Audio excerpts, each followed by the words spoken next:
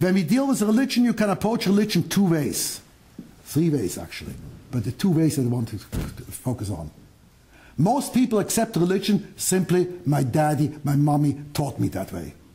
My preacher taught me that way. This is the way I was raised. Or alternatively, you will say, look here, I came into that, I met that preacher. Wow, a real charismatic individual. He really got his teeth into you. You are so overwhelmed by what he says. If that very same preacher would come to you and says, I have a bridge I can sell you. I don't know, here in Australia, know about the Brooklyn Bridge and all that, it has been sold over and over again. Huh?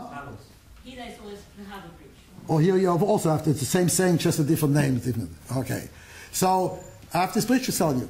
You'll always find some naive person who is going to do it. Would you fall for that trick? Because you know, but even if that same preacher comes to you with that. So when it comes to day-to-day material things, for that matter, can of Coke costs you how much? Depends where you buy it. Normative price. Right to a store. $2, $3? About that. If you go to a store, you're thirsty, and they say, we charge $15 for a can of Coke. If you're really terribly thirsty, and you haven't got the time to go walk down another 3 blocks to the next store, you'll grumble and this and that, oh, that's expletive deleted. How dare you, but I need it. So therefore you're willing to pay the price.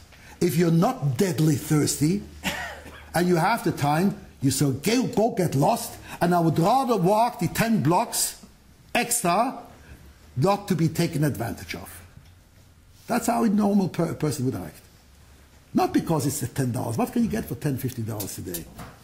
But it's the idea, the principle, not being taken advantage of by other people.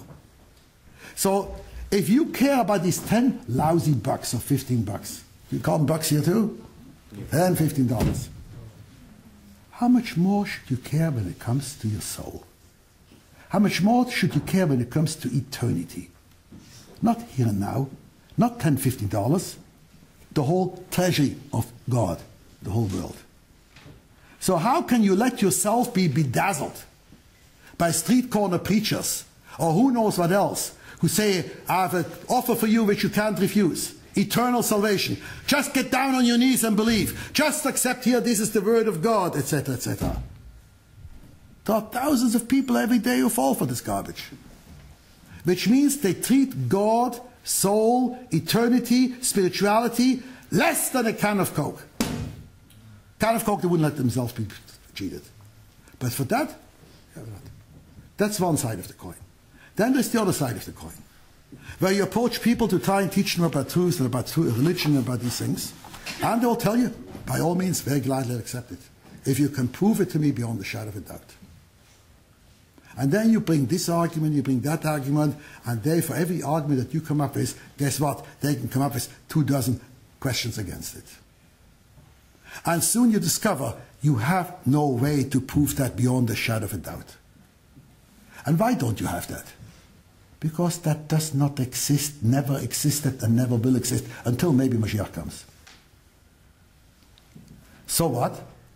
So what? You're a cheat, and you're a liar, and you're a hypocrite. Why? Because in anything else in life, you don't ask for that. You don't ask for that when your life is at stake. Like I mentioned before, you go into an airplane. You go into an elevator. In a high-rise building. Did you ever ask for absolute, irrefutable proof that that elevator is definitely not going to crash? That the plane is definitely not going to crash? The building is definitely not going to collapse?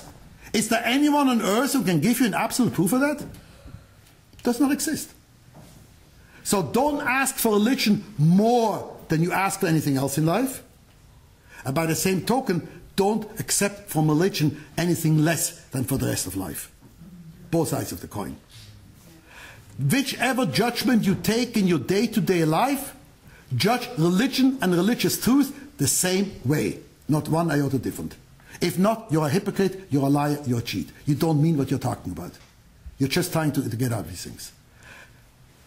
Is that satisfactory? Until somebody, if somebody will be able to come up with something about whatever you say, a counter argument, then you have something to go by. But if you have no counter argument and this works for you and this cannot be refuted either, then you're stuck. then don't say I want absolute proof. That's simply adopting a double standard.